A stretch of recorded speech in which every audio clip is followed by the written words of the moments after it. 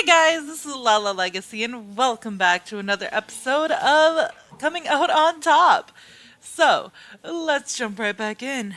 He did have me deliver some money the other day to the band. I'm sure it was no big deal. Please tell me you're kidding. You guys need to relax. All I did was deliver some money. Sure, it might seem a little suspicious, but I'm positive there's a perfectly logical explanation. Man, oh man, who just fell off the turnip train? A turnip truck, Ian. Turnip truck. You know, he might seem a little nuts, but I still trust him. But you barely know this guy. He did bring us pizza twice. You ate nearly the whole thing both times, I recall. Yeah, so maybe I'll buy him a beer or two, but it's not like I'm gonna cross customs for him with a balloon up my ass. Look, I'm not some kind of brainwashed groupie, Ian. My life doesn't revolve around his every whim. Your phone goes off. You answer your phone, and you hear Jed's voice. Sparky. You glance at your roommates. You can hear frantic yelling in the background. Jed? I'm kind of in a mess here, Sparky. I hate to ask you this, but you up for a long drive? Where are you? We're about 2 hours east on the highway. The van broke down. We're calling all of our friends right now to try and get our asses and our stuff to the gig. You've helped me out so much already, so if you say no, I get it, man. But I'll be eternally in your debt if you can get your butt up here. Sounds like you need help. I'm on my way. You're the greatest. I'm writing my next song about you. He gives you his location and hangs up. The van broke down, okay? It's an emergency. Just remember to say no if he asks you to transport something in your rectum, okay? Okay, I get it, guys. Look, I gotta go. It's a long drive. You drive out past East Orland, past the part where the suburbs turn into farms and the farms into, well, nothing at all. The blacktop shimmers under the intense heat of the afternoon sun. The van is easy to spot on the 2-lane highway running east from Orland. The smoke rising from the engine can be seen half a mile away. As you approach, you spot the band. Dart and Jed appear to be pulling various pieces of equipment out of the back, while Jade and Vince peer into the engine, lost in some argument. Jed sees you and waves. You step out of the car, feeling like you were stepping into an oven. Sparky, you're a lifesaver. We've got a buddy bringing his station wagon, but it's only gonna fit so much. Are you going to make the show on time? If we hustle, we'll make it. Barely. Can you pop your trunk? Dart and I will load the drums at least. Vince steps away from the van when he sees you. He mutters something under his breath, just loud enough for you to hear. Well, fuck, at least a roadie's marginally more useful than a groupie. We're gonna say nothing. No reply? Christ, you're such a little bitch. You know something, Vince? At that moment, an ominous creaking sound fills the air. What's that smell? Everybody stares at the van. Fuck, the equipment! Jed starts running towards the van. Careful! You hear a hissing sound, followed by a rumble. Jed! Oh gosh, columns of black smoke pour from the van. You turn your head and cover your mouth as the smoke envelops you. You stagger away from the van as Jade, Dart, and Vince cough and stumble away. The 4 of you stare at the van, trying to see what's happening when Jed emerges from the smoke. Oh, for fuck's sake, man, you scared the shit out of us. Jed holds a fistful of blackened t-shirts. You think these'll still sell? I better call 911. He pulls out his phone. Jade groans in frustration. We just got those amps back. It's okay. I've got a plan, you guys. What plan, Jed? We just lost our equipment. This is bad. I think we just fucked up the biggest gig we've ever booked. Guys, listen to me. Just give me a couple of weeks and our equipment's toast and we've lost our van. Here's the fucking plan. We sign with Marmot. We sign with Marmot as the fucking plan. I'm not going with some label that wants to turn us into some twee toy piano playing band. See our equipment going up in flames? Smell the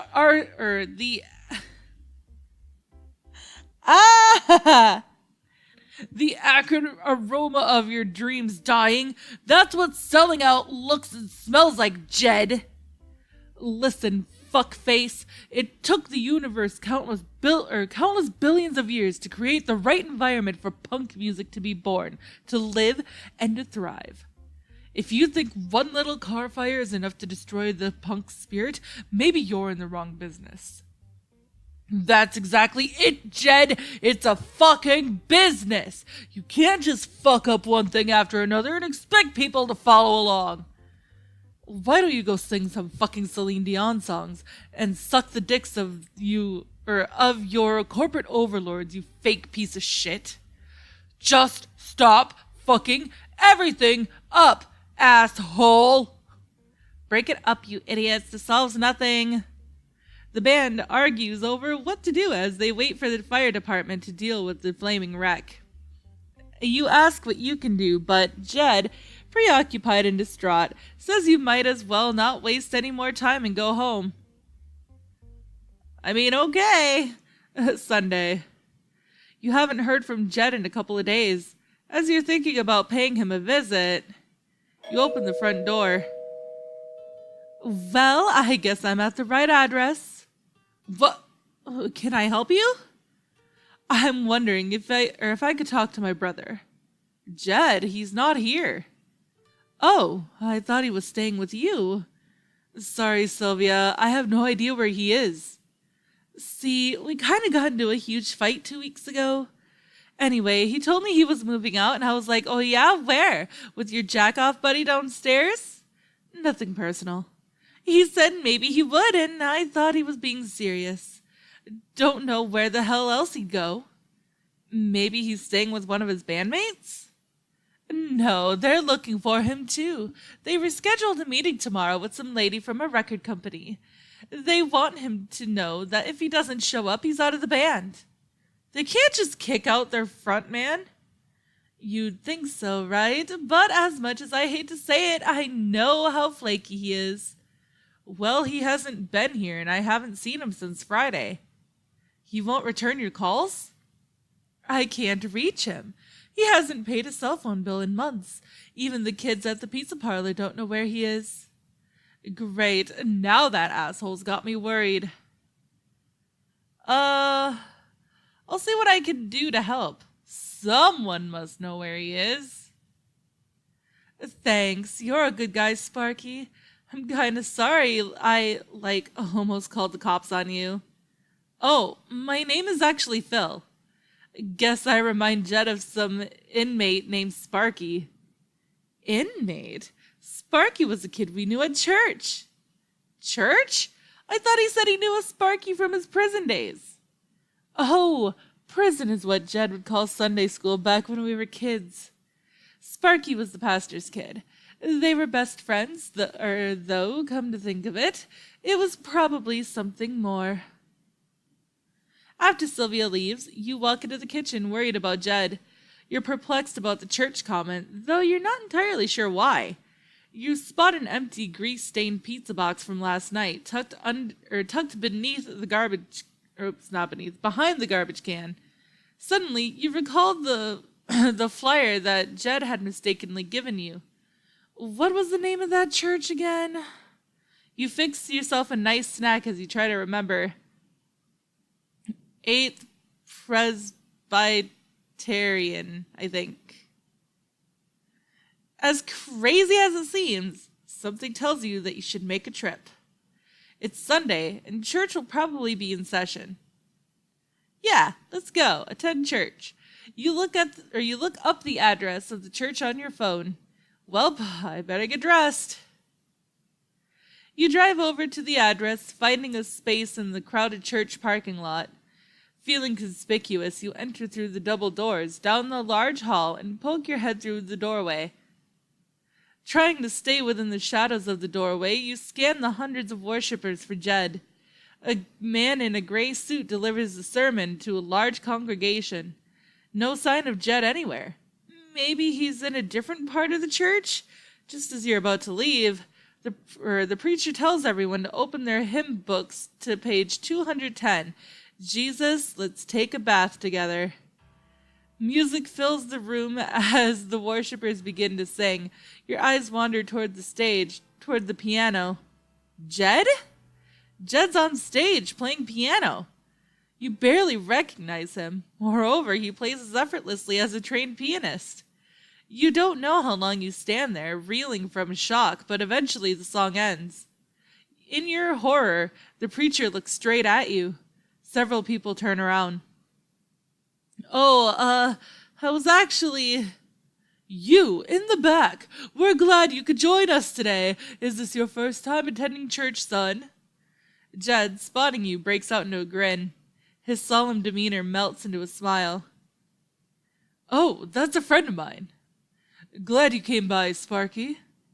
Have a seat. Don't be shy. You smile through gritted teeth and sit down. The sermon goes on for another half hour, though it feels like an eternity. At the end of the service, as people begin to disperse, Jed walks over to you.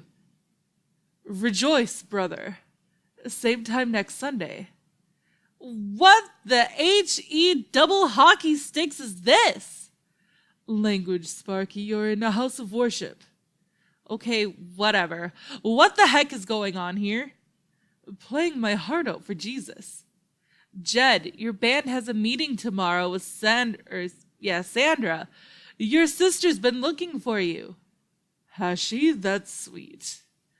I was thinking I might go back anyway. Can't even smoke a bowl here. You're living here? Yeah, I've got a cot in a supply room. Look, I still have one more performance today. Meet me at Sylvia's apartment around 3-ish. I want to show you something. Man, I can't wait to get out of this tux. Later. You head over to Jed's at 3 and knock. The door opens right away. He ushers you in.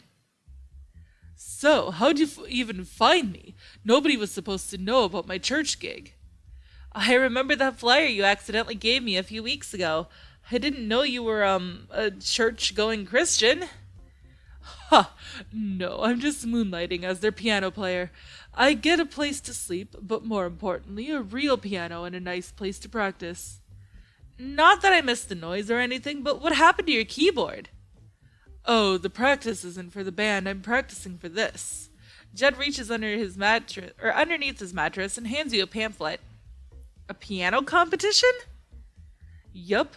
The prize is $7,000, which we can use for some new wheels and equipment. You know, I was gonna play Old Ratch, but I decided to go with Liz.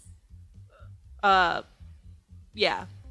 I had no idea you played classical piano. Classical. See that box near the door?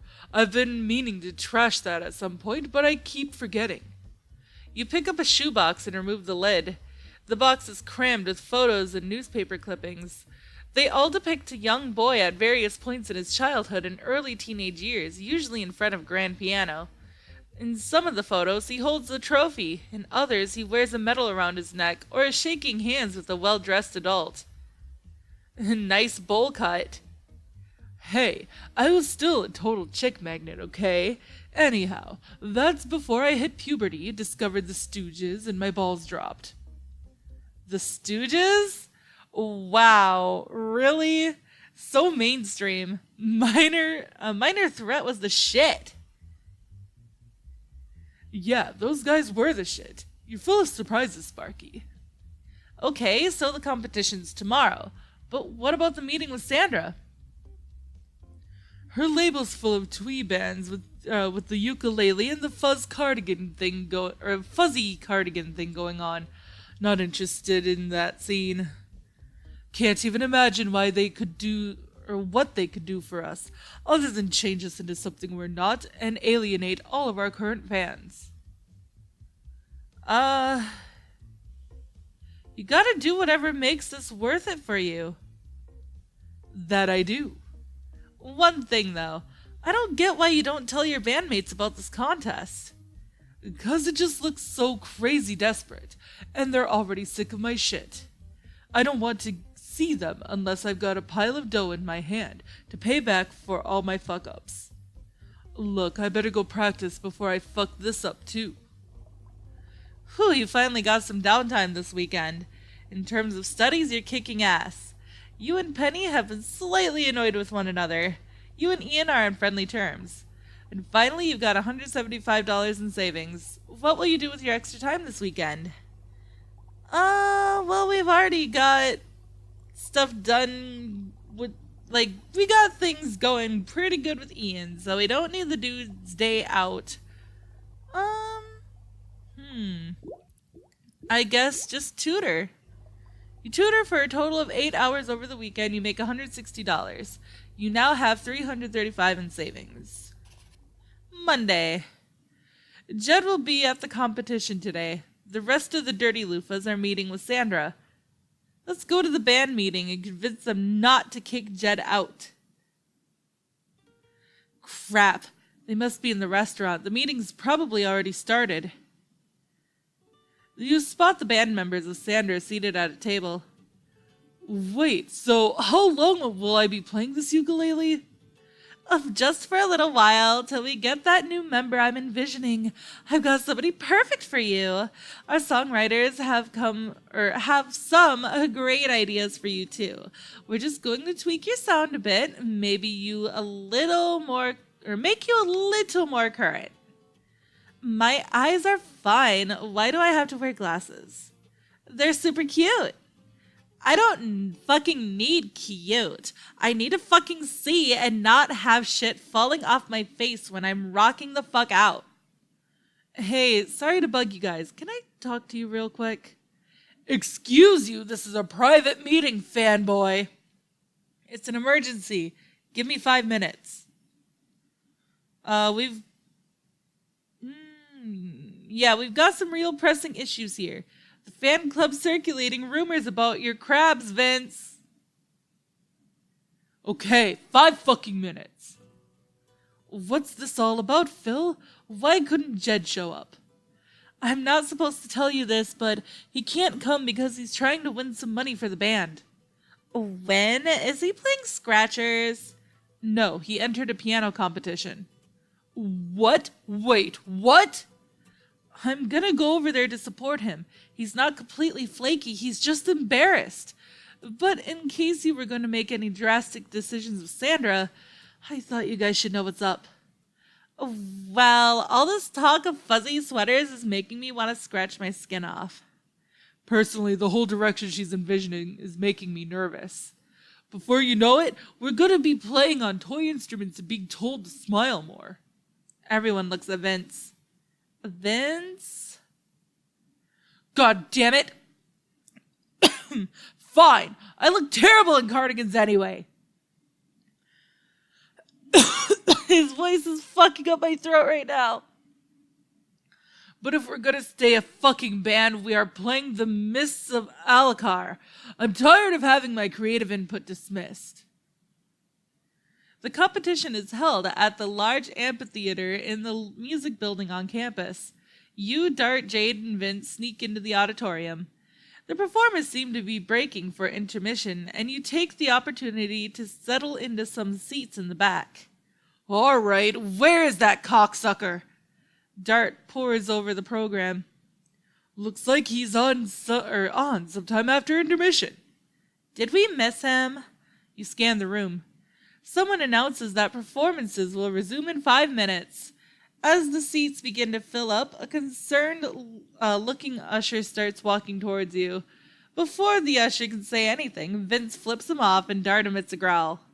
The usher does a 180 and retreats to the side of the room. Bye!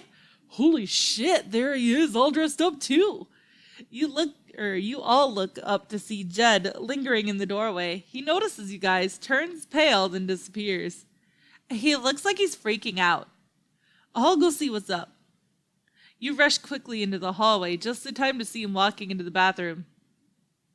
But that is all the time that I have for this episode, guys. So if you liked it, please give it a big thumbs up down below. And if you haven't already, subscribe. By subscribing, you're becoming part of a legacy.